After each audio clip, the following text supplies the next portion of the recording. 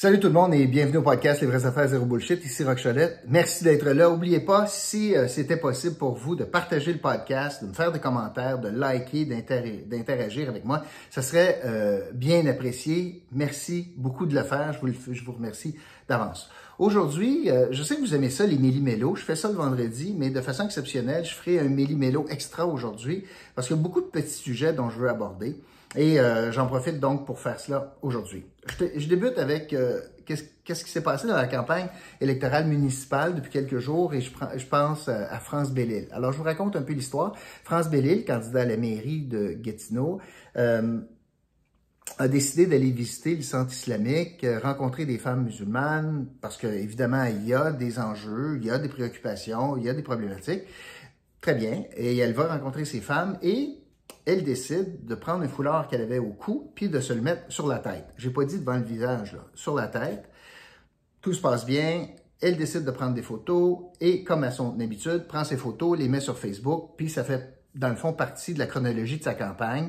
Et on la voit donc rencontrer ces femmes musulmanes, mais avec un foulard sur la tête, donc la tête voilée.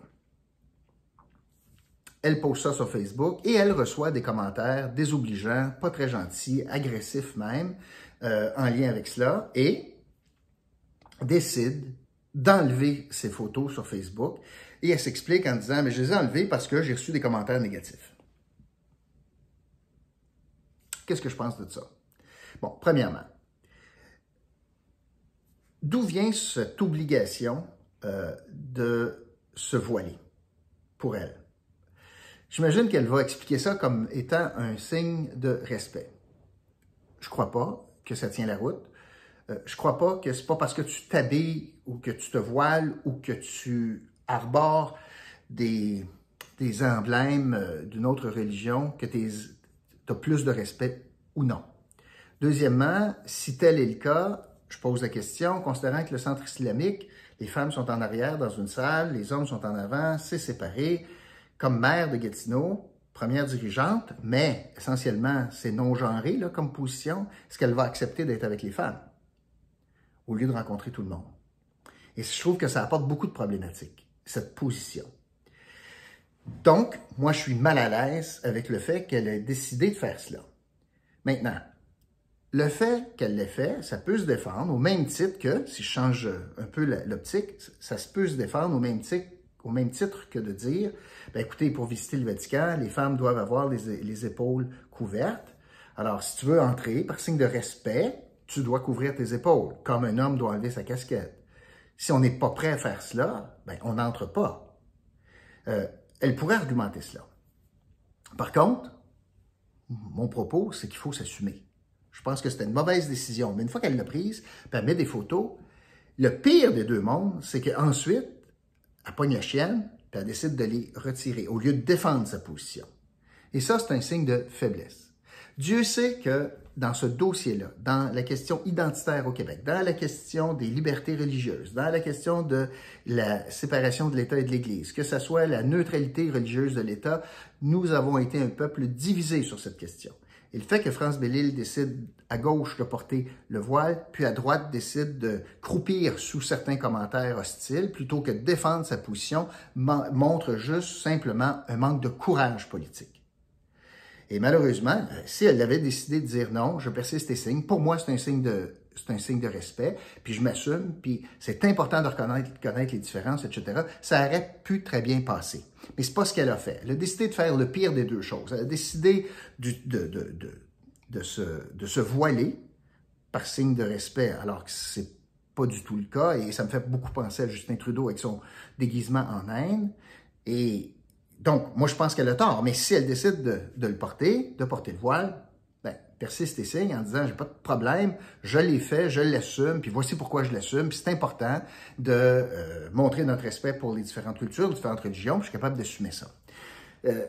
Ce que ça me fait dire également, c'est anecdotique, là, mais ce que ça me fait dire, c'est que je sens que dans cette campagne-là, elle a beaucoup de difficultés à prendre des positions difficiles. Ça me fait penser, elle est la seule à ne pas avoir d'expérience politique, la seule candidate De tous les candidats à la mairie, c'est la seule qui n'a pas d'expérience politique. On pourrait faire passer donc ce faux pas sur l'inexpérience, sur le fait qu'elle soit probablement très mal entourée, très mal coachée, très mal conseillée. Je veux bien, mais on dirait que c'est quelque chose qui se perpétue, cette difficulté de prendre des décisions difficiles et de les assumer. Ça me fait penser à un candidat ou une candidate qui veut plaire à tout le monde. Quelqu'un qui plaît à tout le monde ou qui veut plaire à tout le monde, par définition, plaît à personne. Puis, c'est pas ça qu'on cherche dans un leader. On veut quelqu'un qui a des positions, qui a des convictions, qui a des valeurs et qui dit « voici ce que je pense, puis voici ce que je vais faire, puis si vous aimez ça, embarquez avec moi. Si vous aimez pas ça, ben just too bad, parce que c'est pour ça que je vais aller faire de la politique. » La pire position, c'est sur la clôture, et je sens que France Bellil est beaucoup sur la clôture. Il reste 68 jours à cette campagne-là, et j'ai l'impression que pour France Bellil, c'est une genre de campagne hawaïenne. Elle est sur le surf. Elle surfe la vague. Quelle vague? Ben, elle surfe la vague que les gens sont tannés d'Action Gatineau, qu'elle, parmi les autres candidats, c'est la seule femme, qu'elle n'a pas un bagage politique, elle n'a jamais été battue aux élections, bon, etc., etc. Fait que c'est un peu d'un vent de fraîcheur. Puis elle surfe là-dessus, en voulant, comme je le disais, plaire à tout le monde. Moi, je pense que c'est un scénario pour la catastrophe politique, cela. On ne gagne pas par dépit, là. Pas à 5 en tout cas.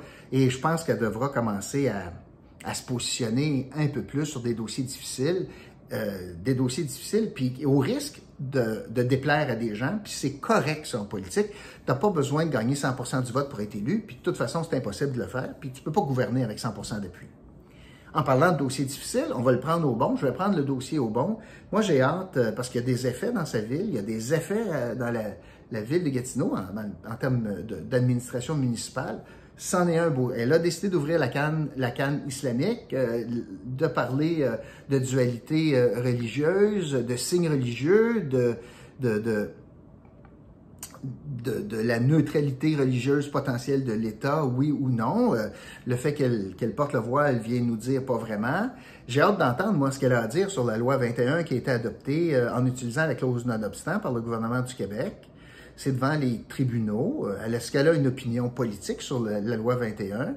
Est-ce qu'elle pense que c'est une bonne loi pour le vivre ensemble au Québec? Ou est-ce qu'elle pense que, par exemple, ce sont des libertés individuelles qui sont attaquées? Puis tant qu'à être là-dedans, la vaccination obligatoire, elle en pense quoi pour les employés de la ville de Gatineau, pour ses pompiers, pour ces qui passent des minutes très, très importantes auprès des personnes vulnérables, les policiers, est-ce qu'on devrait forcer la vaccination? Est-ce que les employés de la ville de Gatineau devraient être vaccinés? 2 personnes dans un même camion, est-ce que c'est dangereux qu'une des 2 personnes ne soit pas vaccinée? Moi, j'ai hâte d'entendre la candidate, tous les candidats, soit dit en passant, sur la question de la vaccination obligatoire. Mais en résumé, je trouve que cet épisode a illustré un peu la position très à cheval sur la clôture de France Bellil sur plusieurs sujets. Puis là, c'est un bel exemple. Elle a décidé de se risquer en mettant un voile, elle a décidé de le publier, puis au final, quand ça commence à chauffer ou le vent est d'en face, elle recule. Est-ce que c'est ça qu'on veut comme première dirigeante de la ville de Gatineau? Parce que du vent d'en face, il va en avoir. Et ce que ça me dit, là, c'est qu'elle cherche ses valeurs encore. Et la politique, là, c'est pas au gré du vent, puis je vais à gauche, je vais à droite. En tout cas, on est tanné de ça. J'ai hâte de voir comment elle va rebondir de cela.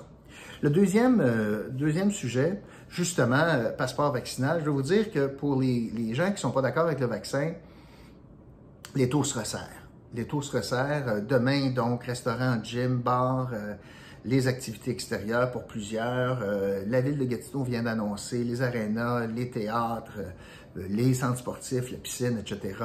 Double vacciné, sinon tu ne rentres pas.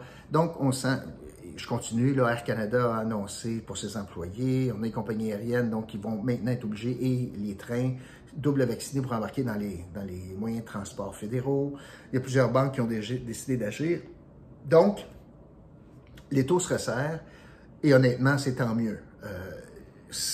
Nous ne franchissons pas le pas de la vaccination obligatoire. Il y a quand même des libertés individuelles. Et quelqu'un qui décide de ne pas se faire vacciner, doit assumer ses choix, doit assumer qu'il peut mettre à risque davantage d'individus, beaucoup plus que quelqu'un vacciné, et doit assumer ses choix. Donc, ici, évidemment, puis oui, j'ai oublié, l'Ontario a fait un virage à 180 degrés, est en train de réfléchir au passeport vaccinal. On a le maire d'Ottawa qui demande le passeport vaccinal, considérant la frontalité avec le Québec.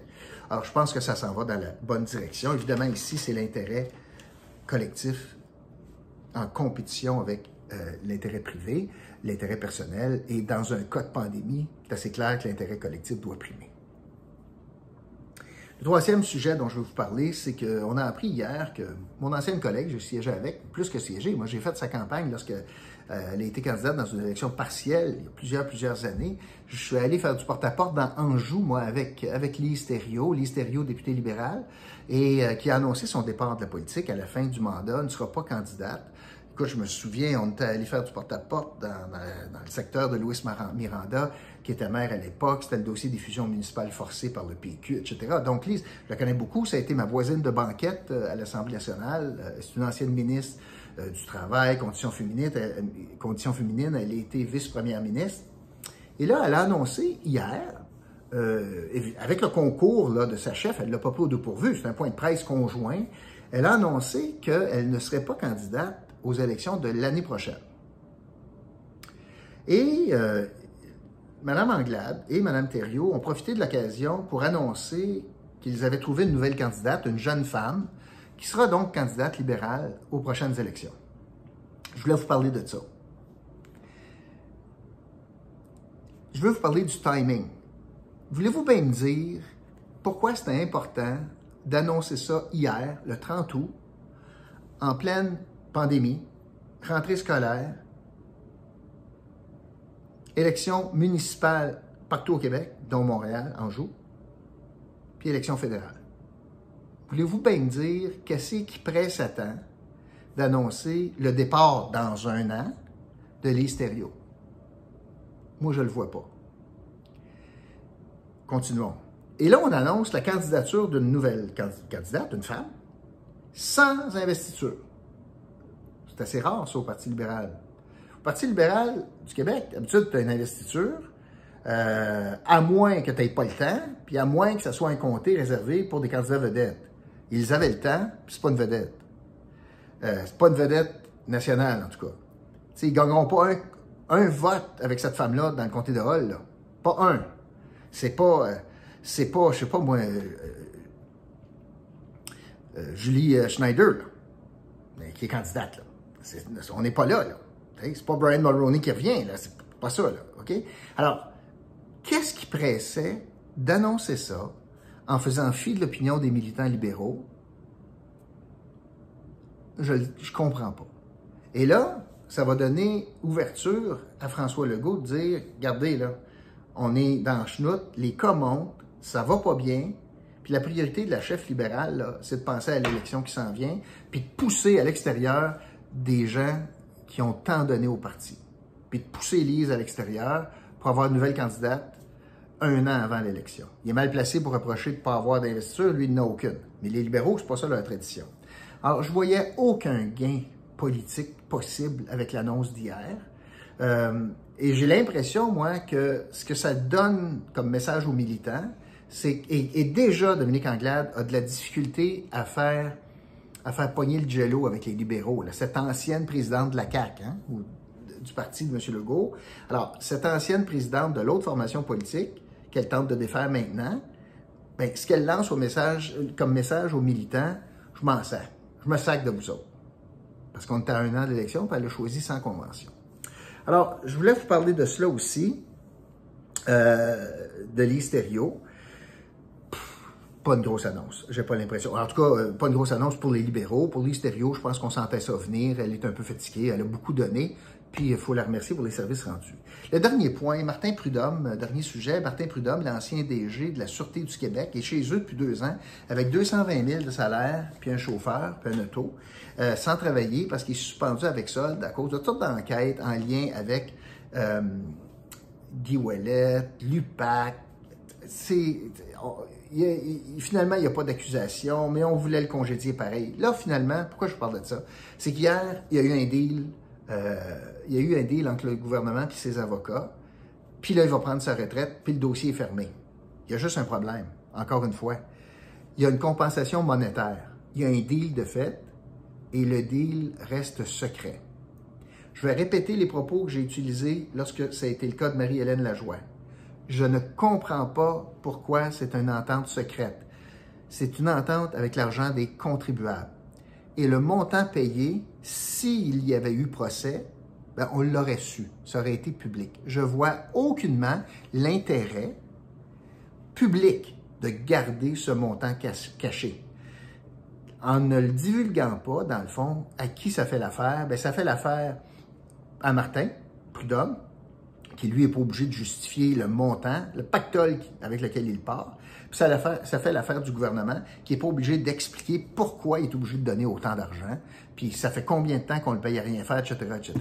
Donc, les gagnants là-dedans, c'est les deux signataires, puis les grands perdants là-dedans, bien, c'est les contribuables qui, nous autres, on fait des chèques, on paye de l'impôt en masse, puis ça, c'est de l'argent qui n'ira pas sur les routes, pas en santé, pas en éducation, pas en garderie, pas en culture, ça s'en va dans les poches de Martin Prudhomme à cause d'une procédure qui a mal tourné entre le gouvernement et lui, puis c'est pas normal qu'on puisse pas connaître combien ça a coûté aux contribuables, puis que le gouvernement soit imputable de cette décision-là.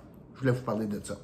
Parlant d'imputabilité, il y a un groupe qui est pas mal imputable ici à Gatineau, c'est 3R Québec, un groupe qui réutilise, récupère les objets dont vous avez plus besoin, que ce soit des vêtements, des jouets, que ce soit des bibelots, des meubles, peu importe. 3R Québec, c'est encore un centre qui accepte tous ces dons-là, puis les remettent en état, puis remettent sur le marché, puis permet à des gens donc d'utiliser des biens qui seraient destinés au site d'enfouissement, puis leur donner une deuxième vie. C'est bon pour l'environnement, c'est bon pour les groupes communautaires, c'est bon également pour les gens qui en ont le plus besoin dans notre société. Alors, je vous encourage à regarder le site web de 3R Québec. Voilà, c'est ce que je voulais vous dire aujourd'hui. Merci beaucoup d'avoir été là et je vous retrouve demain pour un autre podcast, Les vraies affaires zéro bullshit. OK, salut.